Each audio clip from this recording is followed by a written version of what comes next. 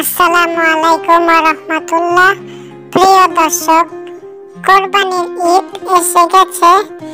এই ঈদ আমাদের জন্য শুধু আনন্দের নয়, বরং এটি ত্যাগের, আনুগত্যের এবং সুন্নাহর অনুসরণের এক মহান সুযোগ। আজকের এই ভিডিওতে আমরা জানব রাসূল সাল্লাল্লাহু আলাইহি ওয়াসাল্লাম কিভাবে কোরবানি করতেন, তিনি কোন নিয়ম মানতেন, কোন জিনিসগুলো করতেন না, আর কিভাবে আমরা তার সুন্নাহকে অনুসরণ করতে পারি। ভিডিওটি যদি মনোযোগ দিয়ে দেখেন, ইনশাআল্লাহ আপনার এবারের কোরবানি হবে একটি পূর্ণ সুন্নাহ কোরবানি। কোরবানির উদ্দেশ্য কি?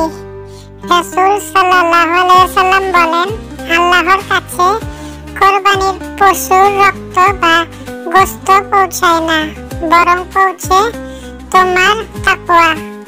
তাই কোরবানির আসল উদ্দেশ্য হলো আল্লাহর প্রতি ভালোবাসা ও আনুগত্য প্রকাশ। তাই গরু বড় না দামি না, আসল হলো নিয়ত। রাসূল সাল্লাল্লাহু আলাইহি ওয়াসাল্লাম সব সময় নিয়তকে আগে রাখতেন। কোরবানির জন্য প্রস্তুতি কিভাবে নিতেন?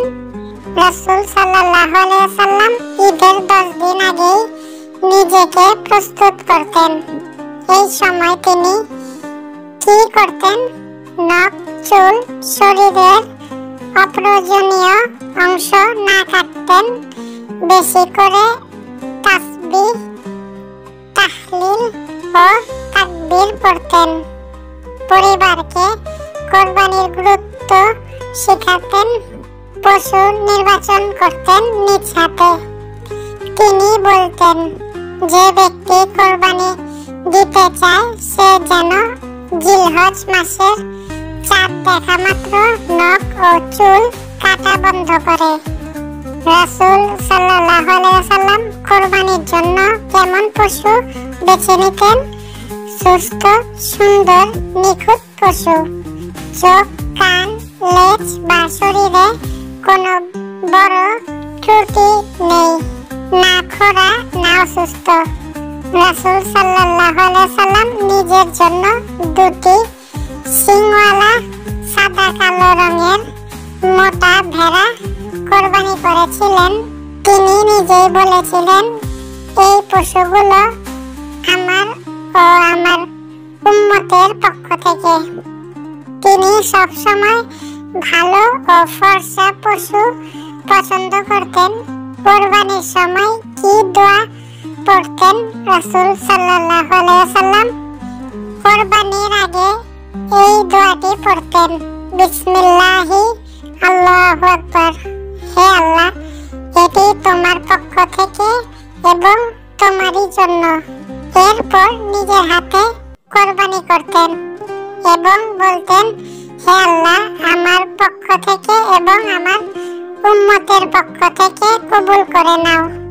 রাসূল সাল্লাল্লাহু আলাইহি ওয়াসাল্লাম কিভাবে পশু জবাই করতেন? রাসূল সাল্লাল্লাহু আলাইহি ওয়াসাল্লাম কোরবানির সময় নিজ হাতে ছুরি ধার করতেন। পশুর সামনে ছুরি ধার করতেন না। পশুকে জবাইয়ের আগে পানি খাওয়াতেন। খুব দ্রুত জবাই করতেন যাতে কষ্ট না হয়। জবাই করার সময় পশুকে মাটিতে আলতো করে রাখতেন। তিনি বলেন, তোমরা যখন কোরবানি করো তখন ভালোভাবে করো, পশুকে কষ্ট দিও না। তিনি ছিলেন দয়া, ভালোবাসা ও পরিপূর্ণ আদর্শের প্রতীক। রাসূল সাল্লাল্লাহু আলাইহি ওয়াসাল্লাম যেসব বিষয় এড়িয়ে চলতেন, পশুর সঙ্গে নির্দয় আচরণ, জবাইয়ের সময় জোরে টানাটানি, খোঁড়া, অসুস্থ, কানা পশু কোরবানি, লোক দেখানো কোরবানি, দোয়া ছাড়া জবাই। আজ আমরা অনেকেই এই সুন্নাহ ভুলে গেছি। কোরবানির পর রাসূল সাল্লাল্লাহু আলাইহি ওয়াসাল্লাম কি করতেন? মাংস 3 ভাগ করতেন, গরিবদের জন্য আত্মীয় স্বজনদের জন্য, নিজের জন্য। প্রথমে নিজে কোরবানির গোশত খেতেন, প্রতিবেশীদের দিতেন, সাহাবীদের বলতেন গরিবদের যেন কেউ না ভুলে যায়। রাসূল সাল্লাল্লাহু আলাইহি সাল্লাম এর কোরবানির অনুপ্রেরণামূলক গল্প। একবার সাহাবীরা বললেন, ইয়া রাসূলুল্লাহ, আপনি তো অনেক পশু কোরবানি করেন, এটা কি অহংকার? রাসূল সাল্লাল্লাহু আলাইহি সাল্লাম বললেন, না, বরং আমি বেশি বেশি কোরবানি করি যাতে আমার উম্মতের পাপ ক্ষমা হয়। এই ছিল তার ভালোবাসা আমাদের জন্য। প্রিয় ভাই ও বোনেরা, রাসূল সাল্লাল্লাহু আলাইহি সাল্লাম কোরবানির মাধ্যমে শুধু পশু জবাই করতেন না, তিনি নিজের আত্মাকে কোরবানি করতেন। তিনি দেখিয়ে গেছেন কিভাবে ত্যাগ করতে হয়, কিভাবে ভালোবাসা দেখাতে হয়, আর কিভাবে আল্লাহকে খুশি করতে হয়। এই ঈদে আমরা যদি তার সুন্নাহ অনুযায়ী কোরবানি করতে পারি, ইনশাআল্লাহ কোরবানি হবে কবুল। ভিডিওটি ভালো লাগলে অবশ্যই একটা লাইক দিন, শেয়ার করুন আপনার বন্ধুদের সাথে।